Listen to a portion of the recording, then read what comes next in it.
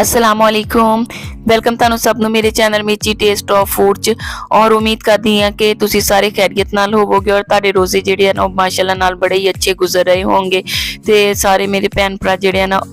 ਪਹਿਲੀ ਦਫਾ ਮੇਰੀ ਵੀਡੀਓ ਦੇਖ ਰਹੇ ਆ ਤੇ ਉਹ ਮੇਰੇ ਚੈਨਲ ਨੂੰ ਸਬਸਕ੍ਰਾਈਬ ਵੀ ਕਰ ਲੈਣ ਔਰ ਬੈਲ ਆਈਕਨ ਦੇ ਬਟਨ ਨੂੰ ਜ਼ਰੂਰ ਪ੍ਰੈਸ ਕਰ ਦਿਓ ਤੇ ਮੇਰੇ ਲੋ ਸਭ ਨੂੰ ਜਿਹੜਾ ਨਾ ਰਮਜ਼ਾਨ ਮੁਬਾਰਕ ਦੀ ਬਹੁਤ ਢੇਰ ਸਾਰੀ ਮੁਬਾਰਕ ਹੋਵੇ ਤੇ ਅੱਲਾਹ ਤਾਲਾ ਤੁਹਾਨੂੰ ਸਾਰੇ ਰੋਜ਼ੇ ਰੱਖਣ ਦੀ ਤੌਫੀਕ ਦੇ। और अज तुहाडे नाल जिहड़ा ना मैं स्पैशल कबाब चिकन कढ़ाई की रेसिपी शेयर करांगी। ये रेस्टोरेंट स्टाइल का जिहड़ा ना कबाब चिकन कढ़ाई घर तैयार की सी मैं ते बड़ी जल्दी दे नाल और झटपट तैयार हो जाती, इन्नी एफर्ट भी नहीं लगती क्योंकि रमज़ान मुबारक दे विच असीं कुछ ना कुछ तो स्पैशल बनाना ही हुंदा आ। ते इहदी रेसिपी तुहाडे नाल मैं शेयर करांगी, बाकी गल्लां असीं वीडियो दे दरमियान च करांगे। बिस्मिल्लाहिर्रहमानिर्रहीम। सब तो पहले जिहड़ा ना असीं एक खाने का चम्मच नमक और एक खाने का चम्मच लाल मिर्च पाउडर, एक खाने का चम्मच हल्दी और काली मिर्च पाउडर और गरम मसाला सब असी एक एक खाने का चम्मच डालने और 1 किलो चिकन सीगा बोनलैस और उन्होंने जिहड़ा ना असी चॉपर दे विच अच्छी तरह फाइन जिहा उहदा कीमा बना लिया, असी चॉप कर लिया सी उन्होंने। और उस तो बाद असी इहदे विच डालांगे एक एक खाने का चम्मच जिंजर गार्लिक दा पेस्ट और इस तो बाद जिहड़ा है ना चॉप किए हुए 2 अदद मीडियम साइज से प्याज डालांगे ते प्याज नूं चॉप करन तो बाद अच्छी तरह तुसीं इहदे विच जिहड़ा पानी आ वो निचोड़ लेना है, क्योंकि किसी कपड़े दे विच प्याज नूं डाल के ते या हाथ दे नाल तुसीं जिहड़ा ना पानी इहदे विचों प्याज अच्छी तरह निकाल लेना, क्योंकि अगर प्याज दा पानी रिहा ते जिहड़े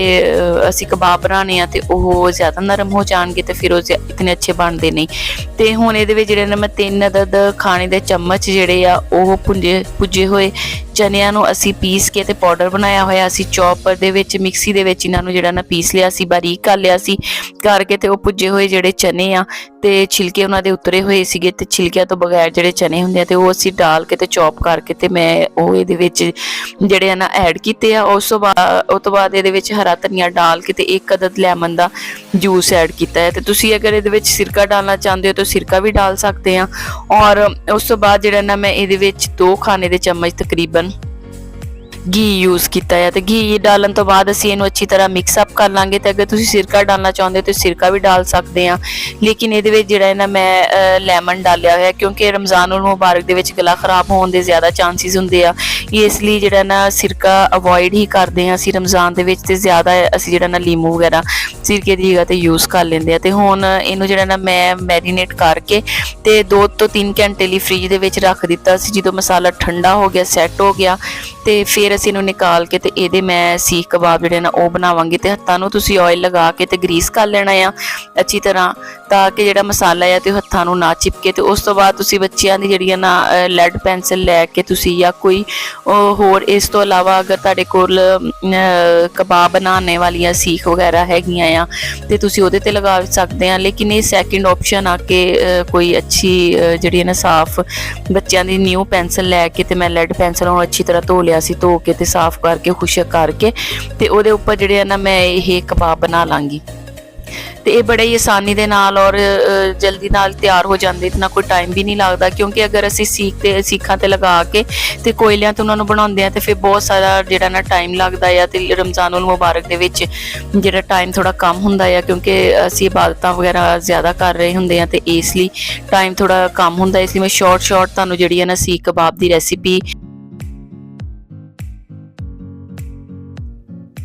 और पेंसिल दे नाल जिहड़ा ना मैं सारे मसाले नूं कबाबां दी शेप दे लई आ दे के ते हुण जिहड़ा ना मैं इहदा मसाला पहले तैयार करांगी ताकि सारे टाइम दी जिहड़ी ना बचत हो जाए। ते नाल ही मैं कबाब फ्राई होने रख दित्ते आ और दूसरी साइड ते जिहड़ा ना मैं मसाला इहदा तैयार करना आ ते ओह तैयार करन लई जिहड़ा ना प्याज थोड़ा ज़्यादा ही असीं कट्टिया सी, कट के तकरीबन 4 तो 5 अदद मीडियम साइज़ दे प्याज सीगे, क्योंकि अजकल वाइट प्याज ज़्यादा आ रहा है ते ओह थोड़े लार्ज साइज़ दे हुंदे आ। ते अगर ज़्यादा बड़ा प्याज है तो तुसीं एक ही जिहड़ा ना लार्ज साइज़ का प्याज डाल लेना है। तो मैं 2 तो 3 तो 4 अदद मीडियम साइज़ के प्याज सीगे ते डाल के जिंजर गार्लिक दा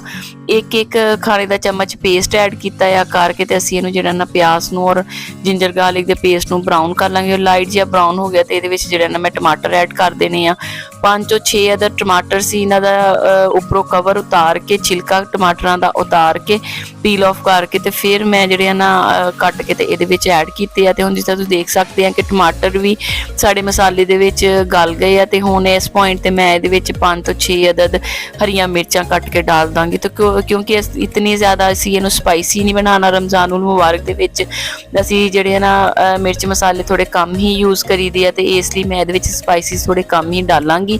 ਤੇ ਅਗਰ ਤੁਸੀਂ ਇਹ ਤੋਂ ਜ਼ਿਆਦਾ ਸਪਾਈਸੀ ਕਰਨਾ ਚਾਹੁੰਦੇ ਆ ਤੇ ਤੁਸੀਂ ਆਪਣੇ ਟੇਸਟ ਦੇ ਅਕੋਰਡਿੰਗ ਜਿਹੜਾ ਨਾ ਹਰੀਆਂ ਮਿਰਚਾਂ ਥੋੜੀਆਂ ਜ਼ਿਆਦਾ ਡਾਲ ਲੈਣਾ। ਤੇ ਹੁਣ ਜਿਸ ਤਰ੍ਹਾਂ ਤੁਸੀਂ ਦੇਖ ਰਹੇ ਆ ਕਿ ਇਹਨੂੰ ਮੈਂ ਨਿਕਾਲ ਲਾਂਗੀ। ਨਿਕਾਲ ਕੇ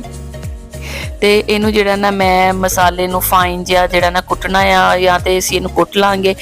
ਤੇ ਜਾਂ ਫਿਰ ਤੁਸੀਂ ਜਿਹੜਾ ਨਾ ਇਹਨੂੰ ਚੌਪਰ ਦੇ ਵਿੱਚ ਚੌਪ ਕਰ ਲੈਣਾ ਮਸਾਲੇ ਨੂੰ। ਤੇ ਹੁਣ ਆਇਲ ਡਾਲ ਕੇ ਤੇ ਨਾਲ ਜਿਹੜਾ ਨਾ ਮੈਂ ਦੂਸਰੀ ਸਾਈਡ ਤੇ ਇਹਨਾਂ ਨੂੰ ਕਬਾਬ ਜਿਹੜੇ ਨਾ ਸਾਰਿਆਂ ਨੂੰ ਡੀਪ ਫਰਾਈ ਕਰ ਲੈਣਾ, ਕਿਉਂਕਿ ਇਹ ਅਗਰ ਅਸੀਂ ਇਹਨਾਂ ਨੂੰ ਸੀਖਾਂ ਤੇ ਲਗਾ ਕੇ ਤੇ ਕੋਇਲਿਆਂ ਤੇ ਬਣਾਵਾਂਗੇ ਤੇ ਉਹਦੇ ਲਈ ਬਹੁਤ ਸਾਰਾ ਟਾਈਮ ਚਾਹੀਦਾ ਆ, ਔਰ ਰਮਜ਼ਾਨ ਉਲ ਮੁਬਾਰਕ 'ਚ ਇਤਨਾ ਜ਼ਿਆਦਾ ਟਾਈਮ ਨਹੀਂ ਹੁੰਦਾ। ਤੇ ਇਸ ਲਈ ਮੈਂ ਇਹਨੂੰ ਜਲਦੀ ਨਾਲ ਤਿਆਰ ਹੋਣੇ ਵਾਲੀ ਜਿਹੜੀ ਨਾ ਸੀਖ ਕਬਾਬ ਦੀ ਕੜਾਈ ਤੇ ਉਹਦੀ ਰੈਸਿਪੀ ਤੁਹਾਡੇ ਨਾਲ ਸ਼ੇਅਰ ਕਰ ਰਹੀ ਹਾਂ। ਤੇ ਜਿਹੜੇ ਮੇਰੇ ਭੈਣ ਭਰਾ ਨਵੇਂ ਆਏ ਆ ਮੇਰੇ ਚੈਨਲ ਤੇ ਪਹਿਲੀ ਦਫਾ ਦੇਖ ਰਹੇ ਆ ਮੇਰੇ ਚੈਨਲ ਨੂੰ, ਉਹ ਇਹਨੂੰ ਸਬਸਕ੍ਰਾਈਬ ਵੀ ਕਰ ਲੈਣ ਔਰ ਬੈਲ ਆਈਕਨ ਦੇ ਬਟਨ ਨੂੰ ਜ਼ਰੂਰ ਪ੍ਰੈਸ ਕਰ ਦਿਓ ਤਾਂ ਕਿ ਮੇਰੀ ਆਉਣ ਵਾਲੀ ਨਈ ਵੀਡੀਓਜ਼ ਦੀ ਨੋਟੀਫਿਕੇਸ਼ਨ ਤੁਹਾਨੂੰ ਮਿਲਦੇ ਰਹਿਣ। ਤੇ ਹੁਣ ਜਿਹੜਾ ਨਾ ਮੈਂ ਇਹਨੂੰ ਮਸਾਲੇ ਨੂੰ ਕੂੰਡੀ ਦੇ ਵਿੱਚ ਕੁੱਟਣਾ ਆ, ਔਰ ਅਗਰ ਤੁਸੀਂ ਟਾਈਮ ਦੀ ਬਚਤ ਕਰਨਾ ਚਾਹੁੰਦੇ ਹੋ ਤੇ ਤੁਸੀਂ ਇਹਨੂੰ ਜਿਹੜਾ ਨਾ ਚੌਪਰ ਦੇ ਵਿੱਚ ਚੌਪ ਵੀ ਕਰ ਸਕਦੇ ਆ। ਪਹਿਲੇ ਵੀ ਮੈਂ ਬਹੁਤ ਸਾਰੀ ਡਿਸ਼ਿਸ ਜਿਹੜੀਆਂ ਸਾਲਨ ਦੀਆਂ ਬਣਾਈਆਂ ਤੇ ਉਹਦੇ ਵਿੱਚ ਮਸਾਲੇ ਨੂੰ ਮੈਂ ਚੌਪ ਕੀਤਾ ਸੀ, ਲੇਕਿਨ ਹੁਣ ਜਿਹੜਾ ਨਾ ਮੈਂ ਕਿਹਾ ਅੱਜ ਉਹਨਾਂ ਭੈਣਾਂ ਭਰਾਵਾਂ ਵਾਲੀ ਬਣਾਵਾਂ ਕਿ ਜਿਹੜੇ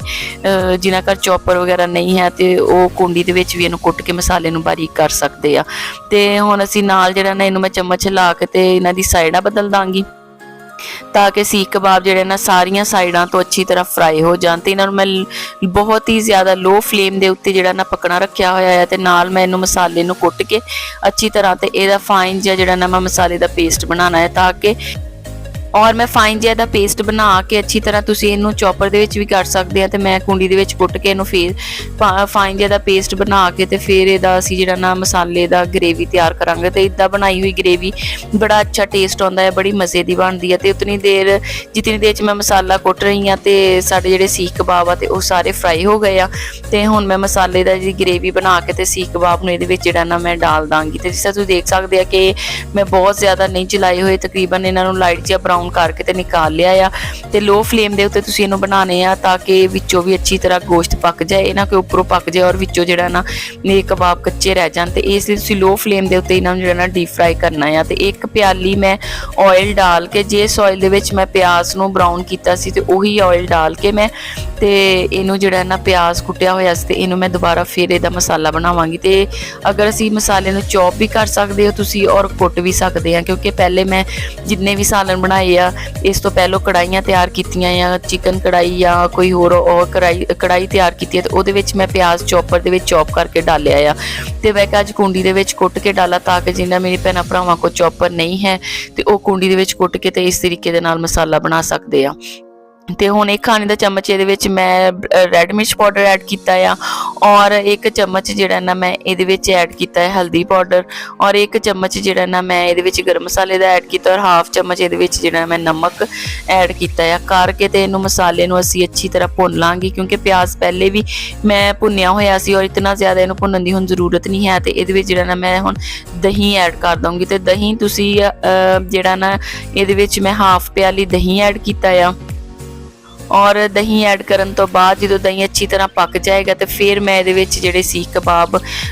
ਮੈਂ ਜਿਹੜੇ ਕਬਾਬ ਬਣਾਏ ਸੀ ਫਰਾਈ ਕਰਕੇ ਰੱਖੇ ਹੋਏ ਸੀ ਤੇ ਉਹ ਕਬਾਬ ਇਹਦੇ ਵਿੱਚ ਮੈਂ ਐਡ ਕਰ ਦਾਂਗੀ। ਤੁਸੀਂ ਦੇਖ ਸਕਦੇ ਆ ਕਿ ਹੁਣ ਦਹੀਂ ਦਾ ਪਾਣੀ ਖੁਸ਼ਕ ਹੋ ਗਿਆ ਆ ਤੇ ਮੈਂ ਇਹਦੇ ਵਿੱਚ ਜਿਹੜਾ ਨਾ ਇੱਕ ਖਾਣੇ ਦਾ ਚਮਚ ਬਲੈਕ ਮਿਰਚ ਪਾਊਡਰ ਐਡ ਕੀਤਾ ਆ। ਔਰ ਅਗਰ ਤੁਸੀਂ ਇਹਨੂੰ ਸਕਿਪ ਕਰਨਾ ਚਾਹੁੰਦੇ ਹੋ, ਬਲੈਕ ਮਿਰਚ ਪਾਊਡਰ ਨਹੀਂ ਡਾਲਣਾ ਚਾਹੁੰਦੇ, ਇਹਦੇ ਨਾਲ ਸਪਾਈਸੀ ਨਹੀਂ ਬਣਾਉਣਾ ਚਾਹੁੰਦੇ ਤੇ ਤੁਸੀਂ ਇਹਨੂੰ ਸਕਿਪ ਵੀ ਕਰ ਸਕਦੇ ਆ। ਤੇ ਤਕਰੀਬਨ ਇਹ ਹਾਫ ਜਿਹੜਾ ਨਾ ਮੈਂ ਟੀਸਪੂਨ ਇਹਦੇ ਵਿੱਚ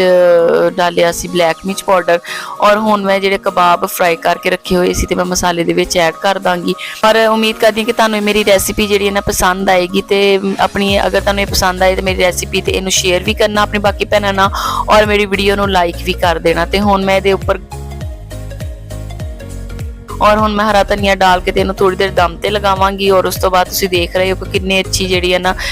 ਕਬਾਬ ਚਿਕਨ ਕੜਾਈ ਤਿਆਰ ਹੋ ਗਈ ਹੈ, ਕਬਾਬ ਕੜਾਈ ਤਿਆਰ ਹੋਈ ਹੈ ਤੇ ਬੜੀ ਮਜ਼ੇ ਦੇ ਰੈਸਟੋਰੈਂਟ ਸਟਾਈਲ ਦੀ ਜਿਹੜੀ ਹੈ ਨਾ ਕਬਾਬ ਚਿਕਨ ਕੜਾਈ ਤਿਆਰ ਹੋਈ ਹੈ। ਉਮੀਦ ਕਰਦੀ ਕਿ ਤੁਹਾਨੂੰ ਮੇਰੀ ਰੈਸਿਪੀ ਪਸੰਦ ਆਏਗੀ। ਤੇ